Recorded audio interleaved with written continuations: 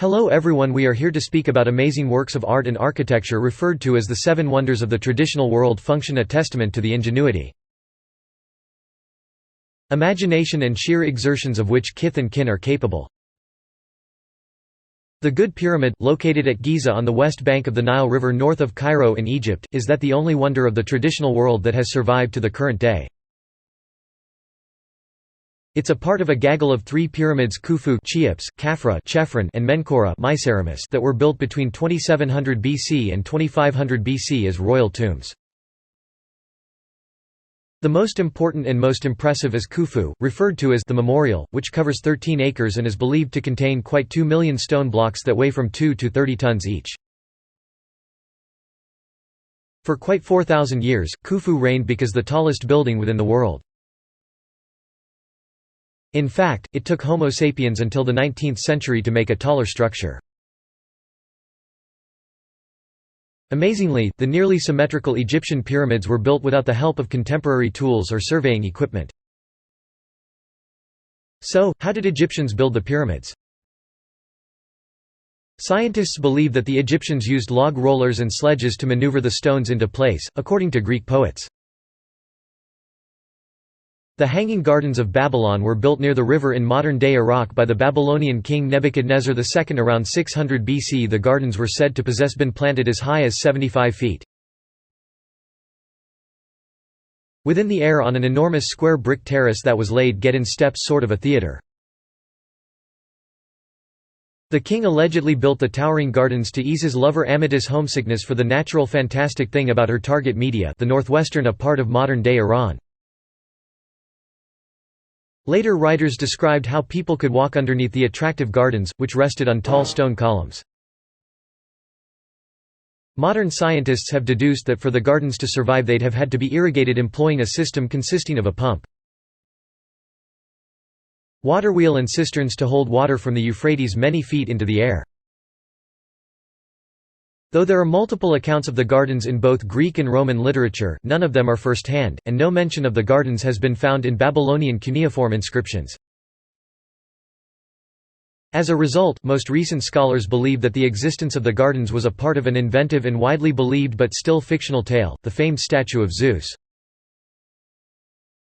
The king of the gods in classical mythology, was crafted by the Athenian sculptor Phidias and completed and placed within the Temple of Zeus at Olympia, site of the traditional Olympics. Round the mid-5th century BC the statue depicted the god of thunder seated bare-chested at a wooden throne. Holding up the throne's armrests were two carved sphinxes, mythical creatures with the top and chest of a lady, the body of lion and therefore the wings of a bird. The statue of Zeus was richly decorated with gold and ivory. At 40 feet, it had been so tall that its head nearly touched the highest of the temple. In keeping with legend, the sculptor Phidias asked Zeus for an indication of his approval after finishing the statue. Soon after, the temple was struck by lightning. The Zeus statue graced the temple at Olympia for quite 8 centuries before Christian priests persuaded the Emperor of Rome to shut the temple within the 4th century AD. At that point, the statue was moved to a temple in Constantinople, where it's believed to possess been destroyed in a very fire within the year 462. There was actually quite one temple of Artemis. A series of several altars and temples was destroyed and so restored on the identical site in Ephesus, a Greek port city on the geographic region of modern-day Turkey. The foremost fabulous of those structures were two marble temples built around 550 BC and 350 BC, respectively. Apart from Olympus, the sun never looked on anything so grand. The author Antipater of Sidon wrote of the Temple of Artemis at Ephesus. The original Temple of Artemis was designed by the Cretan architect Chersiphron and his son Metagenes and decorated by a number of the foremost celebrated artists of the traditional world. The building burned on July 21, 356 BC, in keeping with legend the identical night that Alexander the Good was born. It had been torched by a Greek citizen named Herostratus, who claimed he burned the marvel in order that his name would be known to history. He was put to death and therefore the government declared it illegal to utter his name. About 6 years later, the building of the new Temple of Artemis was begun. The new building was surrounded by marble steps that led to a quite 400-foot-long terrace. Inside stood 127 60-foot marble columns and a statue of Artemis, the Greek goddess of the hunt. Archaeologists disagree on whether the building had an open-air ceiling or was topped with wood tiles.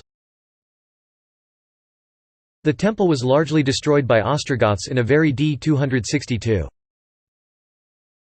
And it had been not until the 1860s that archaeologists dug up the primary of the ruins of the temple's columns at the underside of the Cayster River, located in what's now southeastern Turkey.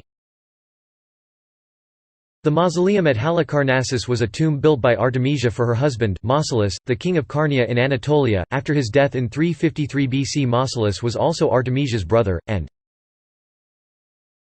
in keeping with legend, she was so grief-stricken at his passing that she mixed his ashes with water and drank them additionally to ordering the mausoleum's construction.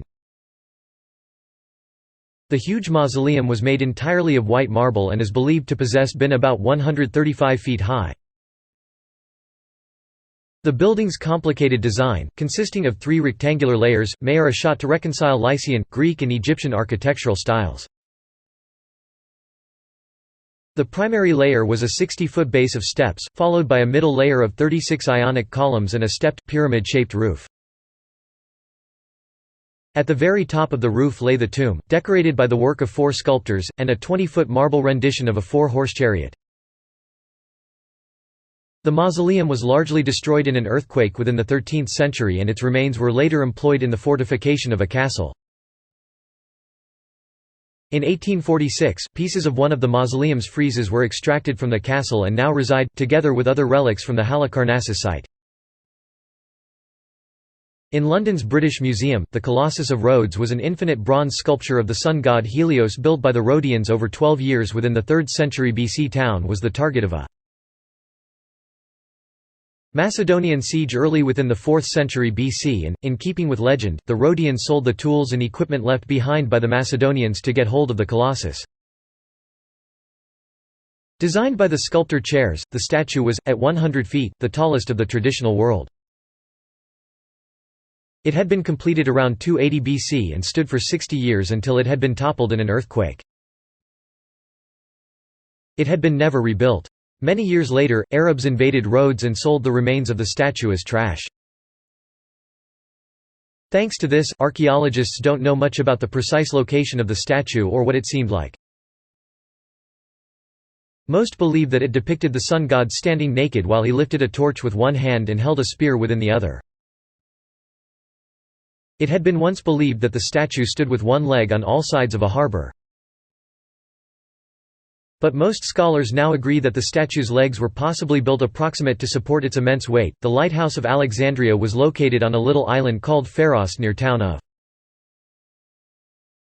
Alexandria. Designed by the Greek architect Sostratos and completed around 270 BC during the reign of Ptolemy II, the lighthouse helped to guide river ships in and out of the city's busy harbor.